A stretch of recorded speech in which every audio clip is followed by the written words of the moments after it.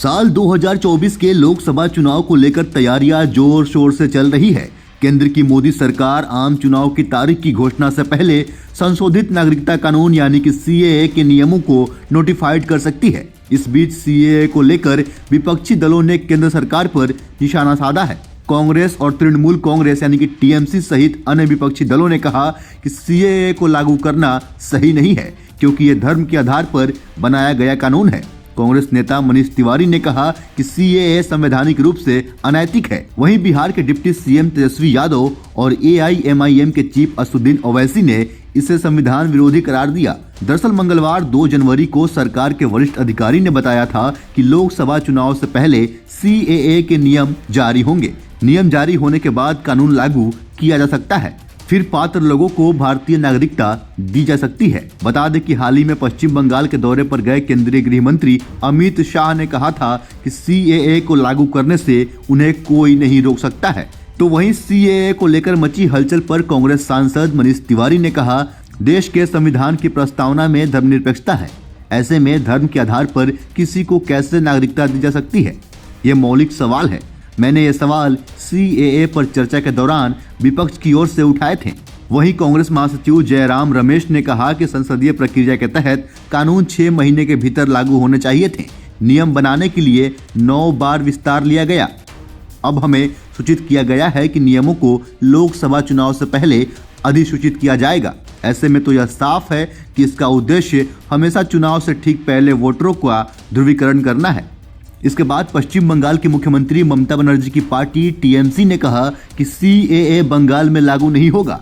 शशि पंजा ने कहा कि केंद्रीय मंत्री शांतनु ठाकुर बंगाल में होते तो सीएए को लेकर अलग बयान देते। ठाकुर दिल्ली में होते हैं तो बयान बदल देते हैं। हमारे चीफ ममता बनर्जी साफ कर चुकी हैं कि सीएए को राज्य में लागू नहीं किया जाएगा। इतना ही नहीं, एआईएमआईएम के चीफ और सांसद असदुद्दीन ओवैसी ने सीएए को लेकर केंद्र सरकार पर हमला किया है। ओवैसी अपने तेवर में कहें कि सीएए संविधान विरोधी है। कानून को धर्म के आधार पर बनाया गया है। सीएए को एनपीआर एनआरसी के साथ समझा जाना चाहिए। इसके तहत आपको नागरिकता साबित करनी होगी। ऐसा हुआ तो मुस्लिम, दलित और गरीब लोगों के लिए अन्याय होगा और हम ये अन्याय नहीं होने देंगे। इसके बाद बिहार के डिप्टी सीएम और आरजेडी नेता तेजस्वी यादव ने कहा कि सीएए को लोकसभा चुनाव देखते हुए मुद्दा बनाने की कोशिश की जा रही है। यह सीएए संविधान विरोधी है। कानून को धर्म के आधार पर बनाया गया है। इतना ही नहीं, समाजवादी पार्टी के सांसद शफीकुर रहमान बर्क ने कहा कि ये इनका प्रोपेगेंडा है, ये बीजेपी का प्रोपेगेंडा है। इससे फायदा होने की जगह मुल्क के हालात ज्यादा खराब होंगे। इसके बाद बीजेपी के भी कई सारे नेता इसके जवाब दे रहे हैं। टीएमसी के बयान पर बीजेपी नेता सामिक भट्टाचार्य ने पलटवार किया। भट्टाचार्य ने कहा कि टीएमसी वोट बैंक की राजनीति के चलते सीएए का विरोध कर रही है। तो वहीं केंद्रीय गृह मंत्री अमित शाह ने 27 दिसंबर को सीएए को लागू करने की बात करते हुए सीएम ममता बनर्जी पर निशाना साधा था। उन्होंने कोलकाता में पार्टी बैठक को संबोधित करते हुए कहा था कि सीएए के कार्यान्वयन को कोई नहीं रोक सकता है क्योंकि देश का कानून है। ममता बनर्जी इस मुद्दे पर लोगों को गुमराह कर रही हैं। तो आइए जानते हैं कि सीएए है क्या। सीएए मतलब कि सिटीजनशिप अमेंडमेंट एक्ट। इसमें बांग्लादेश, पाकिस्तान और अफगानिस्तान से 31 दिसंबर 2014 तक भारत आए गैर मुस्लिम यानी हिंदू, सिख, जैन, बौद्ध, पारसी और ईसाई को भारत की राष्ट्रीयता प्रदान करने का प्रावधान है। बता दें कि दिसंबर 2019 में सीएए से जुड़े विधेयक को संसद ने मंजूरी दी थी।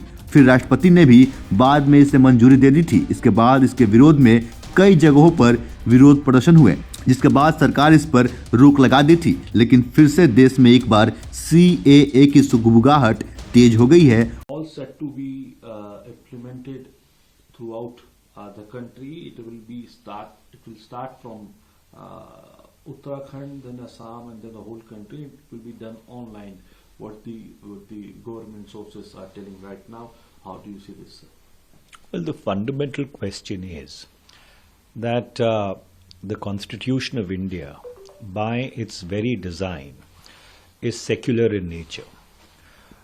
Secularism is a part of the preamble of the Indian Constitution. Under those circumstances, how can citizenship, whether territorial or extraterritorial, be based upon religion?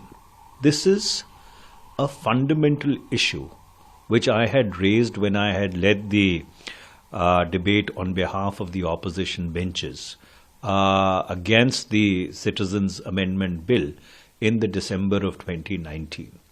And this question still remains to be agitated before the Supreme Court, where a clutch of petitions are pending challenging the Citizenship Amendment Act. So fundamentally, when you make religion the basis of citizenship, whether extraterritorial or subsequently, if you want to extrapolate it and maybe make it territorial, you would be going down a very dangerous street, because the Citizenship Act is very, very clear as to how a person becomes a citizen of India.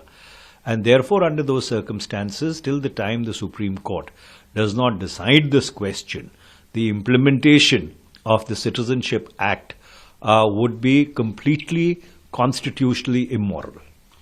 CAA is anti-constitution. It is a law which has been made on the basis of religion. And please understand that CAA must be read with and understood with NPR NRC, which will lay down conditions of the to lay down conditions to prove your citizenship of this country. And I'm telling you, if that happens, it will be a grave injustice, especially to the Muslims, to the Dalits, and to the especially poor people of India, irrespective of which caste and religion they belong to. It is unconstitutional because it is made on religion. Secondly, it has to be understood with NPR NRC. और अब देखना होगा कि क्या यह कानून वाकई में लागू हो जाएगा या फिर से इसको स्थगित कर दिया जाएगा। अपने हिस्से का राय हमें कमेंट के जरिए अवश्य बताएं। फिलहाल के लिए इतना ही। ऐसे ही अन्य खबरों को देखने के लिए बने रहें सहारा समय के साथ। अगर आप हमें फेसबुक पे देख रहे हैं, पेज को लाइक करें, फॉलो करें। अगर आप हमें यूट्यूब पर देख रहे हैं, चैनल को सब्सक्राइब करें। नमस्कार।